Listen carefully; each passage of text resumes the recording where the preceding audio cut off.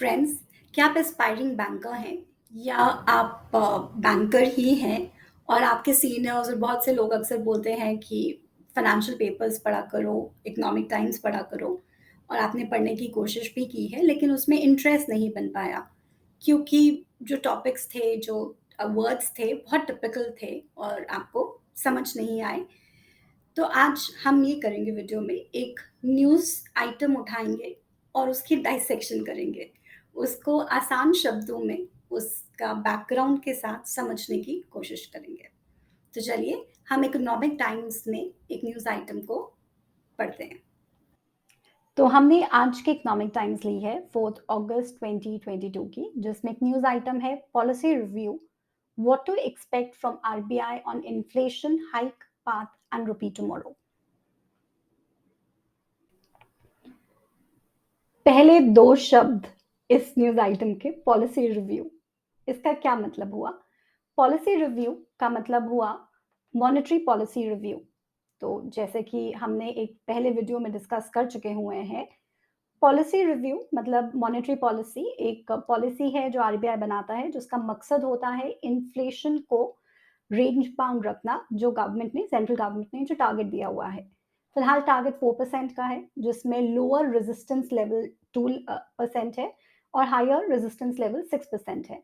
मतलब कि RBI act के अंडर सेंट्रल गवर्नमेंट ने आरबीआई को टारगेट दिया है कि उन्होंने इन्फ्लेशन 2 और 6 के बीच में रखना है। उसके लिए आरबीआई मॉनेटरी पॉलिसी बनाता है, monetary instruments of monetary policy use करता है और उसके लिए एक एमपीसी मॉनेटरी पॉलिसी कमेटी बनाई गई है। उस कमेटी की मीटिंग होती है, साल में 4 बार होनी ज़रूरी है, मतलब हर क्वार्टर में 1 बार जनरली होती है और जो मीटिंग है वो अभी चल रही है, आज चल रही है और वो कल खत्म होगी और कल हमें उसका बैकग्राउंड मिलेगा, हमें उसकी स्टेटमेंट मिलेगी कि पॉलिसी कमिटी ने मॉनेटरी पॉलिसी कमिटी ने क्या डिसीजंस लिए हैं। आगे बढ़ें इसी न्यूज़ आइटम को, तो अगला इसमें जो स्टार्टिंग में ही पॉइंट लिखा गया है, उसमें लिखा हुआ है कि RBI expected to deliver another half point increase. Half point increase का क्या मतलब हुआ? मतलब एक इंग्लिश बोलने का तरीका है। हाफ पॉइंट मतलब 0.5% इंक्रीज। अगला टर्म यहाँ पर यूज हुआ है वो है main policy rate. Main policy rate बोला जाए तो रेपो रेट को बोला जाता है। रेपो रेट और रीपर्चेज एग्रीमेंट क्या है? ये एक रेट है जिस पे बैंक्स अपनी लिक्विडिटी आरबीआई के साथ पार्क कर सकते हैं, मतलब उनके पास पैसा पड़ा हुआ है जो वो लोन पे नहीं चढ़ा पा रहे हैं, तो वो आरबीआई के पास उसको जमा करा सकते हैं और आरबीआई उसको उस पे इंटरेस्ट देता है। इसके अलावा जो रेपो रेट है वो एक्सटर्नल बेंचमार्क का काम करते हैं। बैंक्स जो लोन देते हैं, चाहे वो एसएमई को लोन है, फ्लोटिंग रेट लोन है या ऑटो लोन्स है, तो एक रेपो रेट उसका एक बेंचमार्क है जिसके नीचे बैंक्स लोन नहीं दे सकते। तो अगर रेपो रेट बढ़ेगा तो इन सब चीज़ों पे इंटरेस्ट रेट भी बढ़ेगा। ऑटो लोन का, हमारा एमएसएमई के लिए वर्किंग कैपिटल लिमिट का लोन, वो सारे लोन बढ़ेंगे, जिसकी वजह से ऑटोमैटिकली हम गाड़ी कम खरीदेंगे या फिर हम अपने परचेज़ डिसीज़न को पोस्टपोन करेंगे, जिससे इन्फ्लेशन कंट्रोल में आती है। So repo rate main policy rate कहा जाता है और एक्सपेक्टेड है कि कल की मीटिंग में ये आधा पॉइंट बढ़ेगा। एटलीस्ट ये वो आर्टिकल इकोनॉमिक टाइम्स का हमको बता रहा है। It's not letting up fight against inflation while fending off further attack on rupee. ये एक बहुत इंपॉर्टेंट सेंटेंस है। Fending off further attack on rupee का क्या मतलब है? इनफैक्ट ये बहुत इंटरेस्टिंग यूज ऑफ फ्रेज है, क्योंकि जब हम रुपी की बात करते हैं तो दो तरह की इकोनॉमीज होती हैं। एक होती है फिक्स्ड रेट इकोनॉमी और other economy is called as floating rate economy. Fixed rate economies मतलब कि जैसे चाइना हो गया, जहाँ पे सेंट्रल बैंक्स डिसाइड करते हैं कि उनकी डोमेस्टिक करेंसी का रेट क्या रहेगा। इंडिया में भी 1992 से पहले हम लोग फिक्स्ड रेट इकोनॉमी में थे। आरबीआई डिसाइड करती थी कि एक डॉलर कितने रुपए में हम लोग खरीदेंगे या बेचेंगे। उसके बाद 1992 में जब रिफॉर्म्स हुए तो हमने from a fixed rate economy we move to a floating rate economy. Floating rate economy का मतलब है कि हमने जो रेट है आज की डेट में रुपी का, वो डिसाइड होता है डिमांड एंड सप्लाई से, वो मार्केट फोर्सेस डिसाइड करती हैं। और आरबीआई का एज सच थेरेटिकली कंट्रोल नहीं है, जबकि रुपी फुली कन्वर्टेबल नहीं हुआ है, लिमिटेड कन्वर्टेबिलिटी है, क्योंकि आरबीआई ने अभी भी एफडीआई में, ईसीबी एक्सटर्नल कमर्शियल बोरिंग्स में, और हम कितना पैसा फॉरेन करेंसी बाहर भेज सकते हैं, इन सब चीज़ों पे छोटी छोटी रिस्ट्रिक्शंस लगाई हुई हैं। तो वो 100% मार्केट डिटरमाइन नहीं करती, लेकिन it is to a large extent, it is not fully convertible, but it is partially convertible. At least it's not fixed rate economy. लेकिन FEMA, foreign exchange management act के अंडर आरबीआई को ensure करना है कि हमारी foreign currency अचानक बहुत ऊपर नीचे ना चले जाए, इसीलिए, और उसके ऊपर एक अननेसेसरी अटैक ना हो, इसीलिए यहाँ पे टर्म बोला गया है। ये नहीं बोला गया कि आरबीआई ओपनली कंट्रोल कर रहा है रुपी की प्राइस को, बट ये बोला गया है कि it is trying to fend off further attack on rupee. चलिए आगे बढ़ते हैं। 13 of 27 economist surveys by Bloomberg. Bloomberg क्या है? अब ये बहुत इंटरेस्टिंग अगेन इंसिडेंट है। इनफैक्ट ये आर्टिकल ब्लूमबर्ग की तरफ से ही पब्लिश हुआ है। ब्लूमबर्ग एक ग्लोबल कंपनी है, ग्लोबल एक्चुअली में यूएस से बेस्ड कंपनी है, जो डेटा प्रोवाइड करते हैं। इनफैक्ट उनका एक बहुत पॉपुलर प्रोडक्ट है जिसे ब्लूमबर्ग टर्मिनल बोला जाता है। वो एक स्क्रीन दिया जाता है आपको, एक एक्सेस दिया जाता है, जिसमें जो बड़े बड़े ट्रेडर्स हैं, इनफैक्ट बहुत बड़े कस्टमर्स भी हैं, क्योंकि ब्लूमबर्ग टर्मिनल सस्ता नहीं आता, ये पर एक्सेस पर स्क्रीन आपको कॉस्ट करता है, सब्सटैंशियल अमाउंट कॉस्ट करता है। तो वहाँ पर लाइव डेटा आता रहता है, जिसके बेसिस पर लोग डिसीजंस लेते हैं। तो ब्लूमबर्ग एक जो कंपनी है, which is in a way data mining company, जो डेटा प्रोवाइड करती है, लाइव डेटा प्रोवाइड करती है 24 आवर्स ग्लोबली। उसने सर्वे किया था इंडिया के 27 इकोनॉमिस्ट को, और उनमें से 13 लोगों ने बोला कि reserve bank of India 6 member monetary policy committee, so monetary policy committee जो है, ये आरबीआई एक्ट के अंदर बनाई गई है। किसी टाइम पर मॉनेटरी पॉलिसी डिसीजंस, मतलब रेपो क्या रहेगा, रेपो ऊपर जाएगा नीचे जाएगा, ये काफी हद तक गवर्नर ऑफ आरबीआई ही लेते थे, लेकिन चेंजेस हुए इसमें, और फाइनली मॉनेटरी पॉलिसी कमेटी बनाई गई ताकि ट्रांसपेरेंसी लाई जाए और आरबीआई को अकाउंटेबल बनाया जाए इन्फ्लेशन और बाकी पॉलिसी डिसीजंस के लिए। तो ये 6 मेंबर कमेटी में कौन-कौन आते हैं? पहला आता है governor of RBI of course, then one deputy governor of RBI. RBI के 4 डेप्यूटी गवर्नर हैं, उनमें से एक deputy governor is responsible for monetary policy, वो डेप्यूटी गवर्नर। एक ऑफिसर रहते हैं आरबीआई के, सो 3 लोग जो आरबीआई से हैं, और 3 लोग हैं जो एक्सटर्नल एक्सपर्ट्स माने जाते हैं इकोनॉमी के पॉइंट ऑफ व्यू से। आईएम के प्रोफेसर हो गए, बाकी अच्छे-अच्छे इंस्टीट्यूशंस के प्रोफेसर्स या एक्सपर्ट्स हो गए, जिनको गवर्नमेंट अपॉइंट करती है। तो ये लोग 6 लोगों की कमेटी बनती है। ये जो कमेटी है, अगर मान लीजिए इक्वल वोट्स पड़े, 3 लोग कह रहे हैं कि बढ़ाइए, 3 लोग कह रहे हैं कि मत बढ़ाओ रेट, या कितना बढ़ाना है, उसमें स्प्लिट है, इक्वल स्प्लिट है, तो आरबीआई गवर्नर उनका डिसाइडिंग वोट होता है, सेकंड वोट होता है। सो आगे बढ़ते हैं। लिखा हुआ है कि the repurchase rate by 50 basis point. Basis point या बीपीएस एक कॉमन टर्म है जो बहुत से फाइनेंशियल आपको टर्म्स में, बहुत से फाइनेंशियल पेपर्स वगैरह में दिख जाएगा। 50 बीपीएस मतलब 50 divided by 100 will give you a percentage. So it is 0.50%. 5.4% है, लेवल सीन अगस्त में एक्सपेक्टेड है कि ये 5.4% तक बढ़ जाएगा फ्रॉम 4.9%। आगे चलें तो वन प्रिडिक्टेड अ 40 बेसिस पॉइंट मूव, तो एक इकोनॉमिस्ट के अकॉर्डिंगली 0.40 बढ़ेगा, अनदर इकोनॉमिस्ट ही सेज 0.35% बढ़ेगा, और एक और इकोनॉमिस्ट है क्वार्टर पॉइंट हाइक होगा। ये लिख सकते थे 0.25%, बट नहीं, क्वार्टर पॉइंट हाइक मतलब 0.25% या 25 BPS. Which is enough to return borrowing cost to pre pandemic level. अगर आप सबको याद है तो पैंडेमिक के टाइम पर जब कोविड-19 हुआ है, उस समय क्योंकि इकोनॉमी को ग्रोथ की ज़रूरत थी, मनी सप्लाई की ज़रूरत थी, तो इसीलिए उस टाइम पे इंटरेस्ट रेट्स कम हो गए थे। तो अगर ये अभी बढ़ जाता है तो होपफुली जो बोरिंग कॉस्ट है, जो लोन्स हैं, they will reach the pre pandemic level. आगे बढ़े तो federal reserve signalling a pause is out of question until they see evidence of inflation easing। Federal reserve क्या है? फेडरल रिजर्व यूएसए का RBI है, मतलब यूएसए का सेंट्रल बैंक है। और अगर आपने पढ़ा होगा भी रिसेंटली, यूएसए में inflation is at all time high. वहाँ पे अभी फ़िलहाल इन्फ्लेशन 9.1% के आसपास है, which is as high as it was in 1981 में जितनी हाई थी।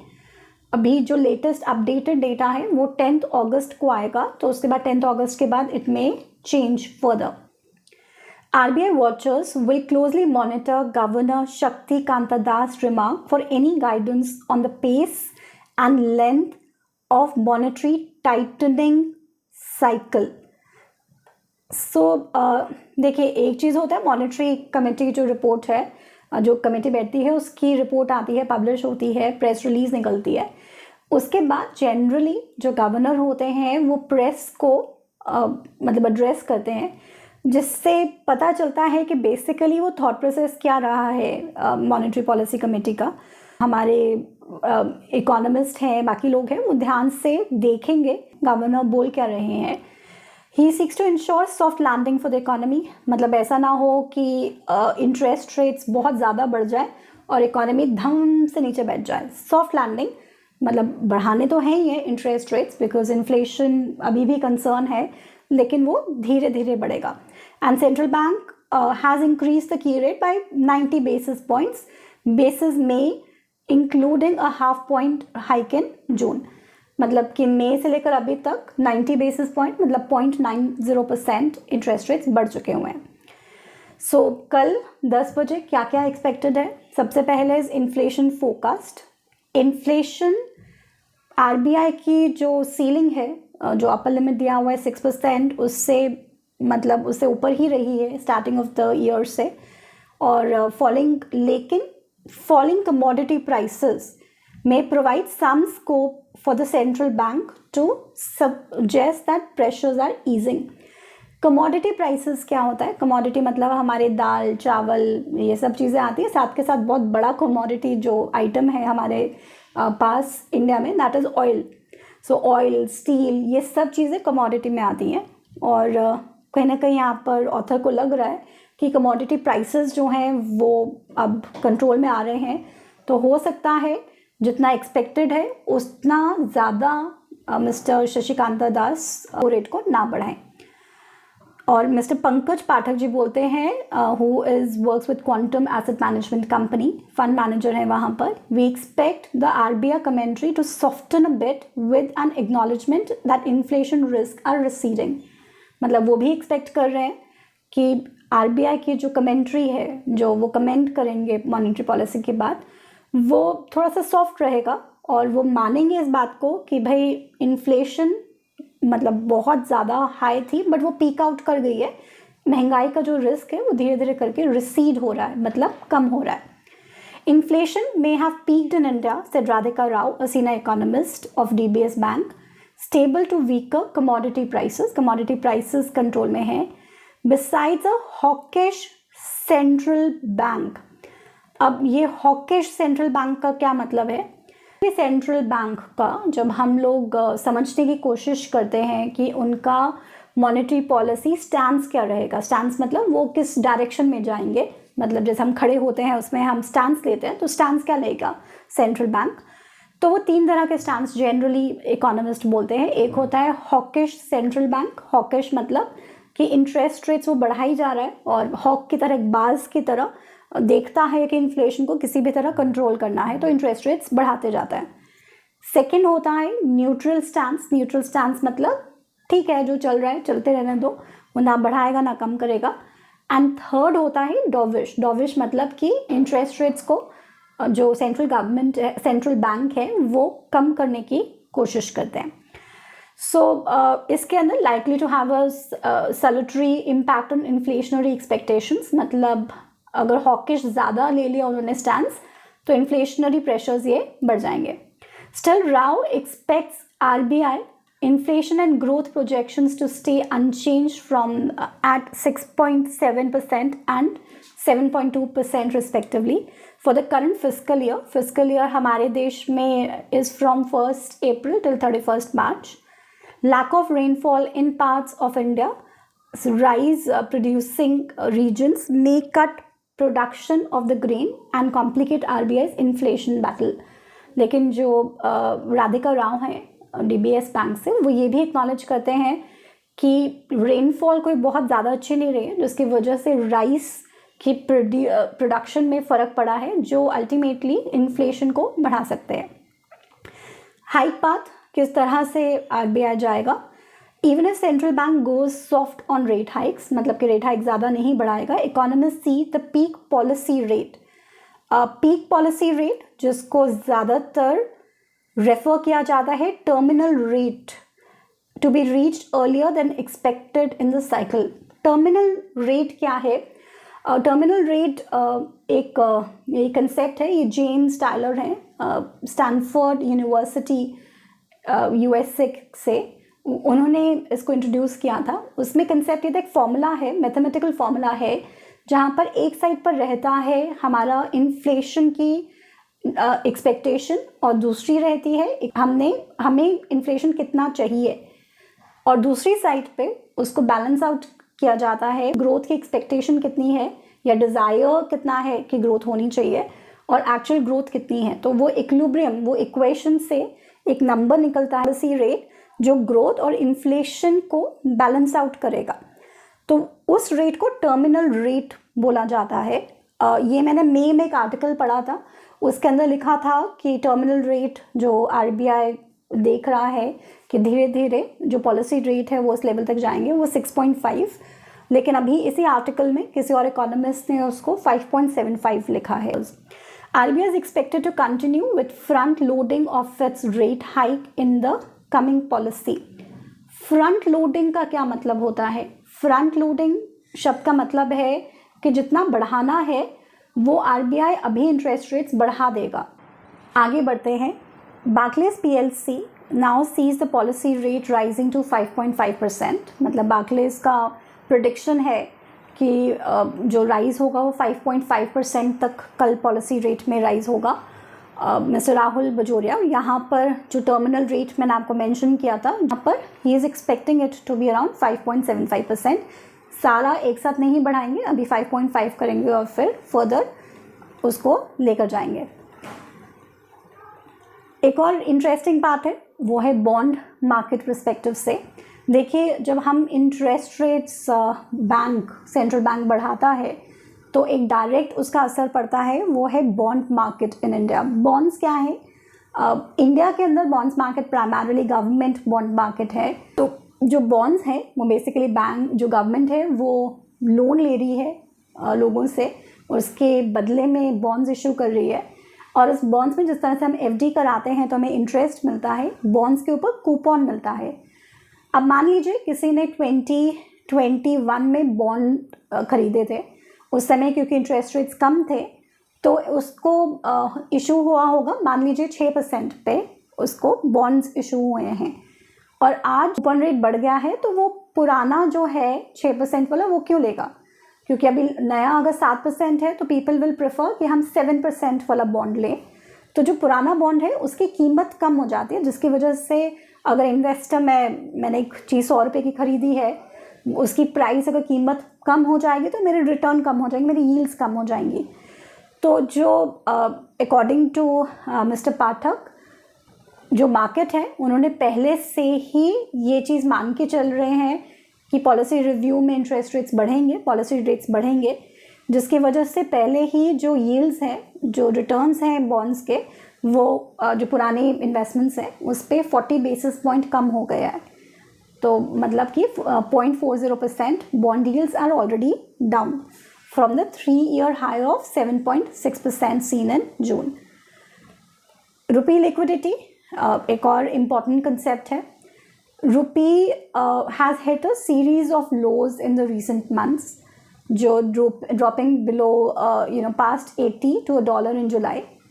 हम सब जने देख सकते हैं कि जो obviously rupee has fallen very drastically. It has pulled back amid signs of returning foreign fund inflows. मतलब foreign से जो हमारे funds आ रहे थे, FIIs, foreign institutional investors, foreign portfolio investors जो पैसा लेकर जा रहे थे वो वापस लेकर आ रहे हैं। लेकिन यहाँ पर लिखा है कि अगर डॉविश सिग्नल्स आते हैं, मतलब कि RBI कहता है कि भाई इन्फ्लेशन कंट्रोल में आ गया है और हम इंटरेस्ट रेट बढ़ा नहीं रहे, हम कम कर रहे हैं, मतलब हमारा स्टैंस जो है वो डॉविश होता जा रहा है, तो उसके चक्कर में, उसके केस में जो करेंसी है, करेंसी ट्रेडर्स बहुत खुश नहीं होंगे, मतलब कि रुपी और वीक हो सकता है। RBI should keep a tab on interest rates differential with US to curb any build-up of speculative pressure on INR। इसका क्या मतलब है? इंटरेस्ट रेट डिफरेंशियल का क्या मतलब होता है? देखिए, यूएसए में क्योंकि inflation is all time high, तो वहाँ पर इंटरेस्ट रेट्स बढ़ रहे हैं, और इंडिया के अंदर क्योंकि इन्फ्लेशन जो है वो अपेरेंटली कंट्रोल में आ रही है, लेकिन अगर आरबीआई ने इंटरेस्ट रेट्स नहीं बढ़ाए, पॉलिसी रेट्स नहीं बढ़ाए, तो जो डिफरेंस है बिटवीन यूएस बॉन्ड यील्ड्स है और जो इंडिया का इंटरेस्ट रेट्स है, उसे इंटरेस्ट रेट डिफरेंशियल कहा जाता है। जो डिफरेंशियल है वो कम हो जाएगा, उसकी वजह से जो फॉरवर्ड प्रीमियम है उन पे इफ़ेक्ट पड़ता है, उन पे असर होता है, जिसकी वजह से आईएनआर स्पेकुलेशन में आ जाएगा। और आईएनआर जब भी स्पेकुलेशन करेंसी में आता है कि लोगों को लगता है कि हम इसमें स्पेकुलेट कर सकते हैं, तो उस केस में आईएनआर में become weaker. So if RBI and NPC adopt dovish posture, the risk of sharper declines in rupee grows more. So हमने आज किया क्या? हमने देखा, पढ़ा एक न्यूज़ आइटम को और उसको डाइसेक्ट किया। उसमें जो जो टर्म्स आ रहे थे उनको हम लोगों ने थोड़ा सा ज़्यादा डिटेल में उनको समझा, उनको पढ़ा। ये सारे टॉपिक्स ऐसे हैं कि जिन पे हम छोटा छोटा और लेसन्स बना सकते हैं for people to be updated and be able to read the news in a way that they can understand it in a much better way. Financial papers पढ़ते रहना इम्पॉर्टेंट है। अगर हम अपनी खुद की भी इन्वेस्टमेंट्स कर रहे हैं तो इन सब टर्म्स का मतलब क्या होता है, ये सब टर्म्स हमें कैसे इफ़ेक्ट करती है, इकोनॉमी को कैसे इफ़ेक्ट करती है, ये सब चीज़ें अगर हम समझेंगे तो हम ज़्यादा अच्छे फाइनेंशियल डिसीजंस ले पाएंगे।